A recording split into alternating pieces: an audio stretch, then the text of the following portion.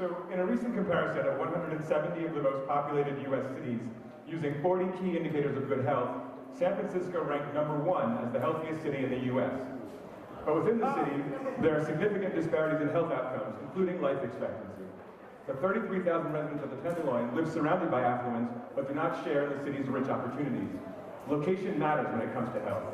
Two key chronic conditions we'd like to discuss tonight are mental illness and substance use disorders. So our question 3, which I'd like Candidate Leo to start. As mayor, what resources will you commit to support the long-term health needs of Tenderloin residents with mental illness? Okay, and I didn't hear the beginning of your question because there was a buzz, but I'm just going to assume that it's about mental health illness and the needs in the city. It's about applying resources to support the long-term health needs of Tenderloin residents. Absolutely. First of all, as a president of the Board of Supervisors, I created the Mental Health Advisory Commission that did not exist in the 1990s, and I've advocated for years in Washington, D.C. and the state of California for mental health, because mental health has always been considered like a second class, sometimes not even existing. From 2004 to 2012, when I did the 10-year plan to end chronic homelessness, we housed over 11,000 people. But we didn't just house them in permanent supportive housing. The support is with help, with mental health aids, with all of the supportive part of it is totally medical. The bottom of all of our places that we were building had a minute clinic. Mental health is the essential key to housing our homeless people. So what I did during those 10 years was literally fight with Washington, D.C. in order to get the most funding the city and county of San Francisco has ever gotten for mental health, specifically of the elderly, for mental health of the homeless, and for mental health of our veterans. And we received more funding than ever. Now we have to work more with Sacramento to get more funding, because as a city and county, they don't give us what we deserve. They only give us what a county gets, as opposed to a city that's in a county. At any rate, I will fight like mad for funding for mental health. Thank you. You know, there are too many people suffering in our city with mental health challenges. And here's the problem. Everyone gets so sensitive when you talk about providing a guardian to someone who is struggling with mental illness. I introduced legislation that is going to hopefully change that, and I have an administrative fix as mayor that will treat this issue instead of a public safety related issue or a crime. We need to treat it like the public health issue it is. And so part of what I'm proposing is changing the mental health system so that we are able to provide a guardian for people who can't make decisions for themselves. We worked hard over the past year to open 54 new mental health stabilization beds at St. Mary's, partnering with Dignity Health and UCSF. They're still empty right now. There's still challenges going through the courts to get somebody conserved. We can't wait until someone is a harm to themselves or others. Just imagine if that were you out there, if that were your grandmother or your friend or your cousin or someone who you care about who was out there in a place where they had suffered from schizophrenia or they had their bipolar disorder or other challenges. They need help. They can't always make decisions for themselves. And we have to make aggressive changes in order to address the issue. Not to institutionalize anyone, but to get them healthy and to get them the support that they need. Thank you.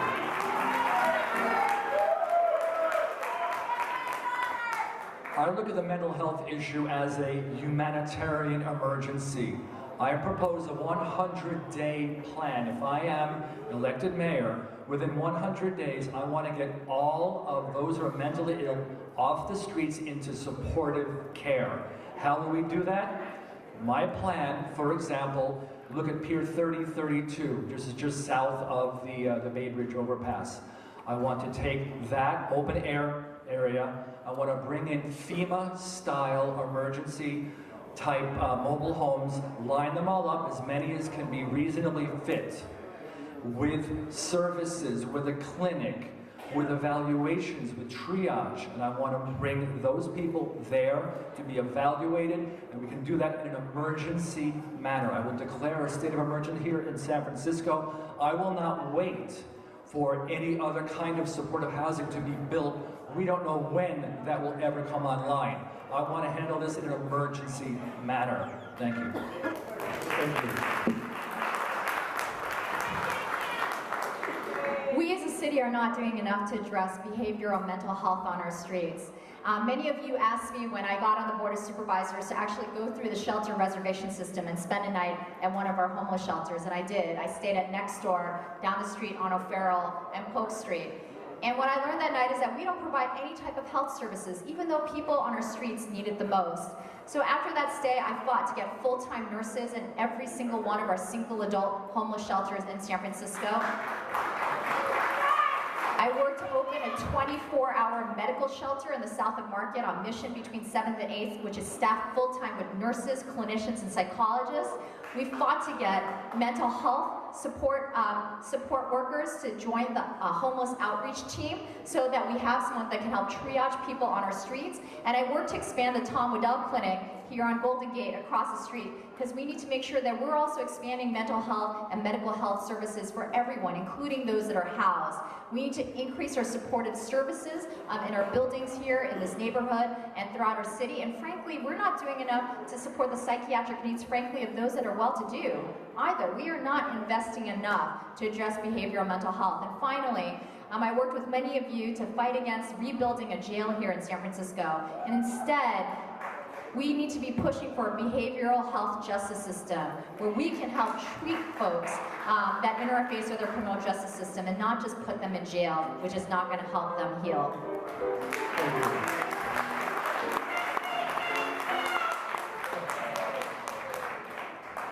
In recent years, City Hall has failed us on mental health. We've seen dozens of beds close at St. Luke's mental health beds, the same at the Davies campus at CPMC. Even at San Francisco General Hospital, we've seen over a dozen mental health beds closed. And can you believe that in the new Sutter Hospital that's going up right now in Van Ness, there are no new mental health beds? And then we wonder why there are so many mental health issues on our streets. Currently, the largest mental health provider in the city and in the county is our county jail. That is wrong. We need to stop criminalizing mental health and start dealing with and treating mental health issues. And so, rather than have 50% of those in our county jail receiving mental health services, we do need a mental health justice center where folks, rather than be incarcerated, can be assessed and diagnosed and treated and have their mental health crisis stabilized. And then when they come out, rather than as currently, without any plan, any health plan or any case worker, I brought home $1 million from the state specifically to build permanent supportive housing for those with mental health issues that could build up to 400 permanent and supportive housing units for those with mental health. We need to get them off the streets. They should not be left untreated, and then they need a home to stay well. Thank you.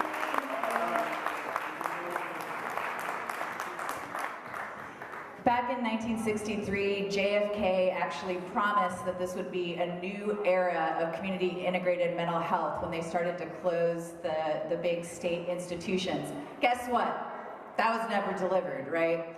And so I actually have experience working in psychiatric hospitals, working in mental health and transitional work. I also have been working for the last 2.5 years as the director of the St. Francis Homelessness Challenge, so I've been working with people on the street.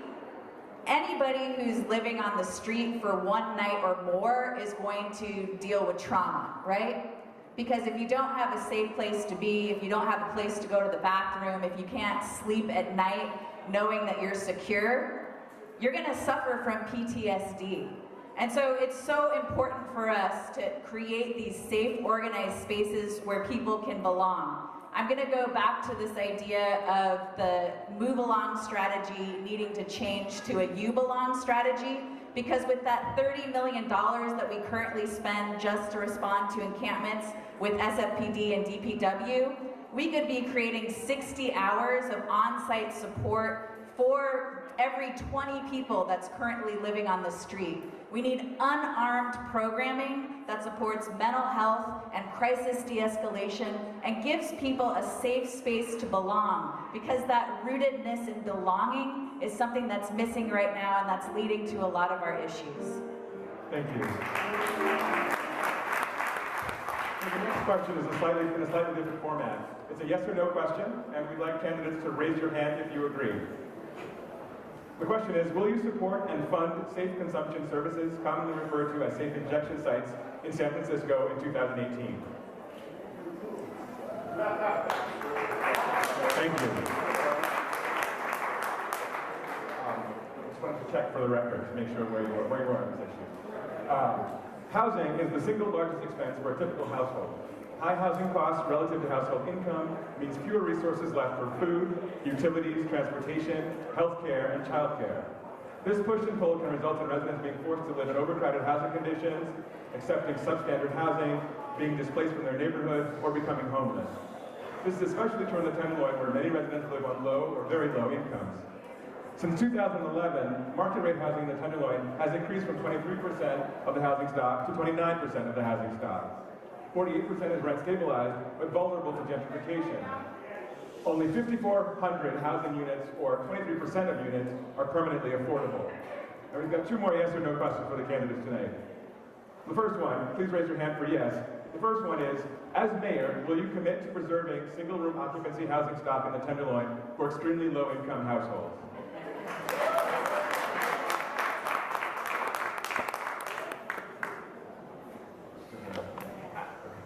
So the second is also a yes or no question. Please raise your hand if you agree. As mayor, will you commit to creating new step-up housing opportunities for Tenderloin residents? Thank you. So question 4, which I believe candidate Briggs will start. The Tenderloin is divided between people who have dramatically different responses to the same problem. Everyone agrees that the neighborhood needs more low-income housing, but some in the Tenderloin think that new development causes the problem, while others believe new development is the solution. So the question is, as mayor, what will you do to unify these factions and advance an equitable, affordable housing agenda as gentrification and market demand continue to intensify? You know what's interesting about what's happened in the city, specifically the Western Addition, you all know the story of redevelopment, the gentrification, and the fact that, like, the public housing, for example, that I grew up in, there were over 300 units. They were torn down, we were displaced, and they only built 200 units.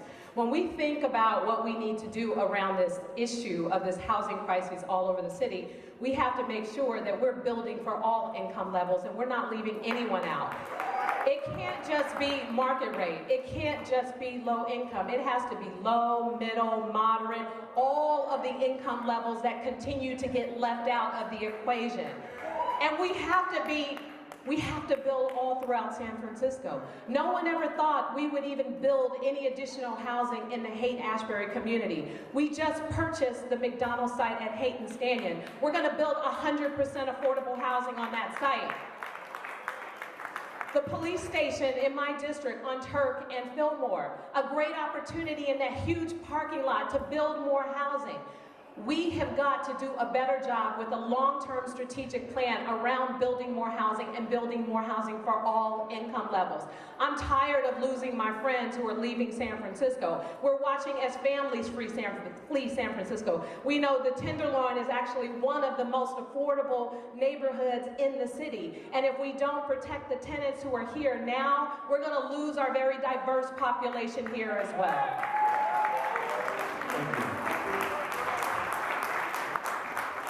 So I have a rhetorical question. Why are we losing families? It's not just because of affordability. It's because when these new proposals come out for building however many units, for example, I've been at some of the hearings for Balboa Reservoir. I know this is the Tenderloin, but just as an example, the builders say we're going to build 1,100 units. Units. They're not specifying if they are going to be micro units, if they're going to be 1 bedroom, 2 bedroom, 3 bedroom. I will not permit, I will fight the builders if they only are going to build for single people. This is one of the reasons why families are leaving, regardless of whether or not they are affordable, all different, low income, luxury, whatever the spectrum is. We also need to build 1-bedroom, 2-bedroom, 3-bedroom units. We also have to take into account that if there's families with children, that they're going to need a car. Why is that? Because for the families, with the couples with kids who need to get their children to school, we have the lottery system, this great idea. A lottery system where someone over in the Richmond district may have to send their kids over across town. And so you need to have a car to do that. You can't use Muni. I'm not going to promote Uber or some other way to get there. And so this is why we need a full range, A through Z, 1, 2, 3-bedroom apartments. Thank you.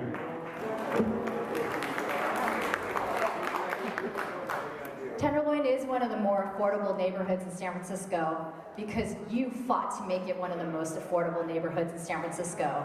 This community, over the last 30 years, has fought for this neighborhood, whether it is in preserving our single-room occupancy hotels, purchasing buildings, taking things off the speculative market, or fighting for more affordable housing, like the multi-family affordable housing we're building on Eddy and Taylor today, or like the affordable senior housing we built on Golden Gate just down the street.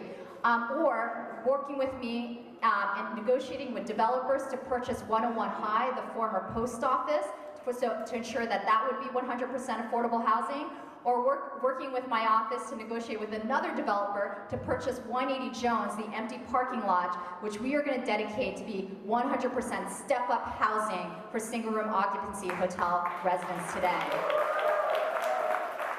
We have to build up more step-up housing. There's so many tenants here that have proven that they are a responsible tenant and don't need as much services. We need to step you up into studios and 1-bedrooms throughout the city so we can reopen up your SRO hotels to people who are living in the streets today and need those services.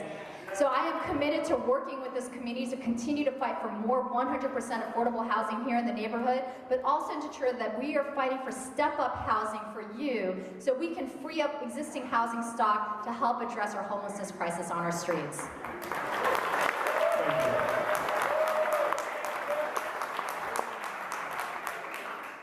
So my proposal is to create, build, and refurbish 5,000 low-income, middle-income, and supportive housing units each year. That's what San Francisco needs. Only 10% of San Franciscans can afford to purchase market-rate housing. Now we're going to build more market-rate housing as we get our inclusionary mandate out of that. And when I was on the Board of Supervisors, I authored the bill that mandates that a percentage of all new market rate must be below market rate. But right now that's about 19-20%. We've seen projects that get a public benefit, like Pier 70, can do 35 and 40%. So we should amend our inclusionary zoning ordinance for projects that fit the description of Pier 70 to not do 19 or 20%, but to do 35 and 40%, because we know it can be done, and put that into law. My first year in the Assembly, I had the opportunity to work with the Tenderloin Housing Clinic and Randy Shaw and many of the folks here in this room to protect the 13,000 low-income folks who are living in SROs by exempting them from the Ellis Act. So I always say step one is to keep those who have a home in their home, and then through inclusionary and also through small sites acquisitions, and we've got to find a unique and dedicated revenue source so we can take affordable housing, rent-controlled units off the speculative market. We have the opportunity to do something different, which is demand 50% affordable housing when we provide upzoning to developers. But we can't do that currently because it doesn't pencil out in terms of being able to fund and finance the project. So one of the things that I've been talking about is we need new financing mechanisms of 0 to low interest loans where we can do public-private partnerships when we do upzoning so that the developers are financing the market rate part with a traditional bank, And then they're financing the affordable housing from very low income, which I currently am, by the way. I'm part of a low income family, all the way up to 2 teachers or service workers living together at 120% AMI. Another thing that we need to be doing is that we need to invest in additional dwelling units, and that's something that London Breed has also been promoting as of late. That's something that we can do, and the reason why I promote additional dwelling units is that it costs about $200,000 per unit to build a new additional dwelling unit, as opposed to about $500,000 to $700,000. So we need to use that money very wisely. We also need to activate all these vacant units, right? And everybody's talking about a vacancy tax, but I have proposed a specific tax, which would be a parcel tax for all properties, and then there'd be exemptions if it's being leased or lived in. Thank you. You know, I haven't been in office for a couple of years. I'm a civil rights trial lawyer. So when I decided to run for mayor again, because of the amount of homeless people on our streets, the filthy streets, and the crime, I came into this situation with the complicated affordable housing. With all due respect, when I hear my esteemed colleagues here talk about 50% affordable, 100% affordable, who can afford affordable? What is affordable in San Francisco? I want San Francisco neighborhoods to be able to stay in their neighborhoods. So we need to make the housing in the neighborhoods affordable for the people who have lived in the neighborhoods, not something that is unaffordable with the name affordable on it. Affordable is something like $130,000 a year. That's not what we're talking about. When I did homeless housing, formerly homeless housing, what we did was mixed use. The first 4 floors would be formerly homeless, and it would be just paid with their SSI or their GI. Then the next 3 floors would be below affordable, and the next 3 floors would be affordable housing. Everybody living in the same place, in the same neighborhood, taking the same elevator, and getting to know each other in the community that has always been the soul of our city. So when I hear affordable housing 100%, I'm not sure who that includes. We need to do housing that addresses each neighborhood.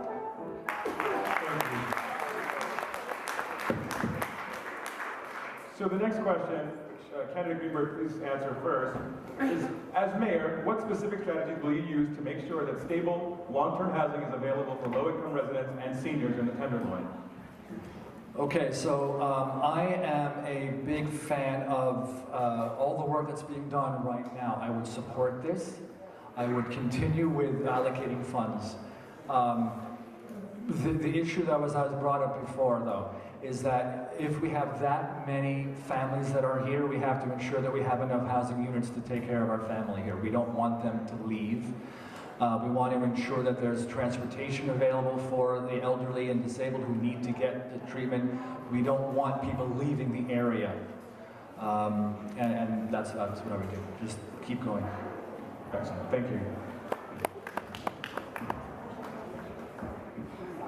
The question again is, what specific strategies will you use to make sure that stable, long-term housing is available for low-income residents and seniors in the Tenderloin? So one of the most important things is site control, as you all know. And so it is about making sure that we can acquire land to dedicate it again for, and I know Angela questioned this, 100% affordable housing. So when we talk about 100% affordable housing, we need to make sure it's, and certainly for seniors, it's for a broad range of incomes, from those that are only making Social Security, all the way up to, 55% of AMI, which is what we generally see here in this neighborhood. So when we acquire land, that we're dedicating it. So whether it's a site on on Golden Gate and Larkin, or the site that we just built with St. Anthony's on the corner of Golden Gate and Leavenworth, we can dedicate housing to low-income seniors in the long term that is subsidized so that seniors are not paying any more than 1/3 of their income. We also have to make sure that we're taking advantage of things like the Small Site Acquisition Fund. We're able to actually leverage that fund, for example, to buy 308 Turk Street, which was a building with a notorious slumlord landlord that had led let their tenants and families live in squalor. We were able to buy that with a community land trust and keep it permanently affordable for those residents and tenants that live there, and we can do more of that with the multi-apartment buildings here in the Tenderloin neighborhood. Thank you.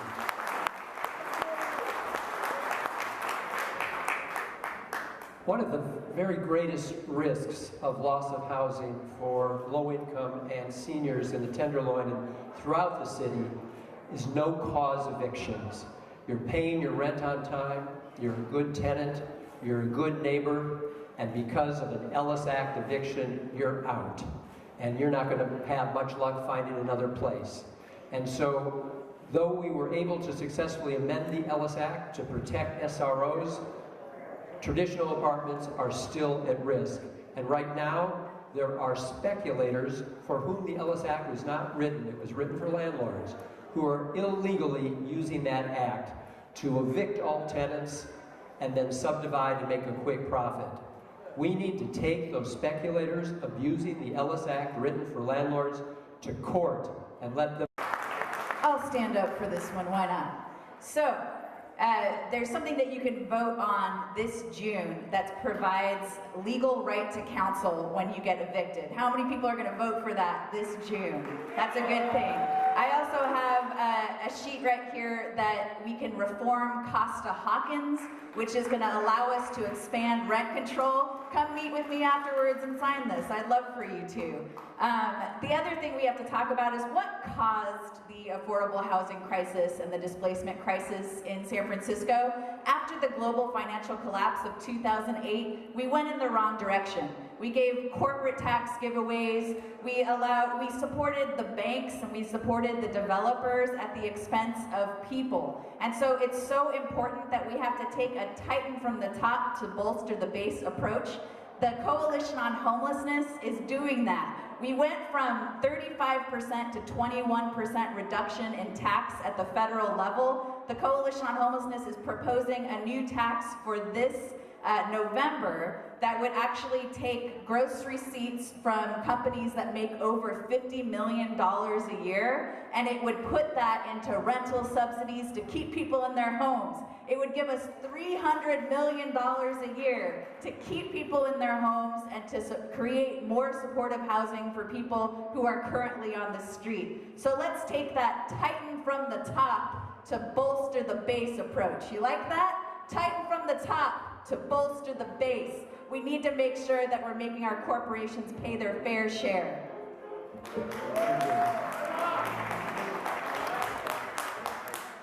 Going back to when we were housing the formerly homeless, we dedicated specific floors for the elderly. We made it a huge issue that the city would have to take care of the elderly when we were not doing it at all. As a matter of fact, there's a huge disrespect in the city and county of San Francisco for our elderly. Absolutely. So going back to the housing where you have dedicated housing for the elderly, dedicated housing for the gay community, dedicated housing for those who are formerly homeless or formerly mentally ill, is the type of housing that we need to bring in San Francisco, because when you've got billionaires coming into town with thousands and thousands of employees who are taking your apartments through the illegal Ellis Act, we have to do something innovative. We've got to come up with ideas where we're going to be able to keep our own people here and housed at a price that they can afford, and we've got to make it dedicated. We've got to let everybody know they've got to come to the table when they come to town. You know, the tax incentives that the tech company got boggles my mind, okay? That money could have gone to housing for everybody in this city. But having said that, it's exciting to have the tech companies in town. We all think it's great, but we have to sit down at the same table and negotiate, what are we going to do for our elderly? What are we going to do for our youth? What are we going to do for our schools? And what are we going to do for our homeless? Thank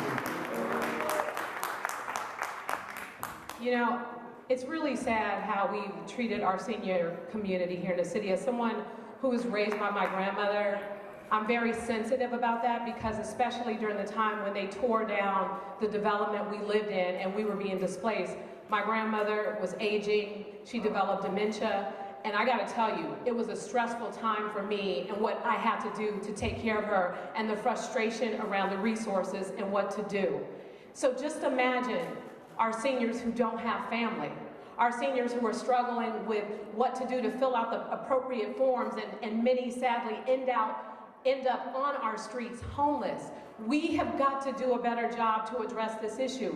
My Housing for All ballot measure that's on the ballot Prop D provides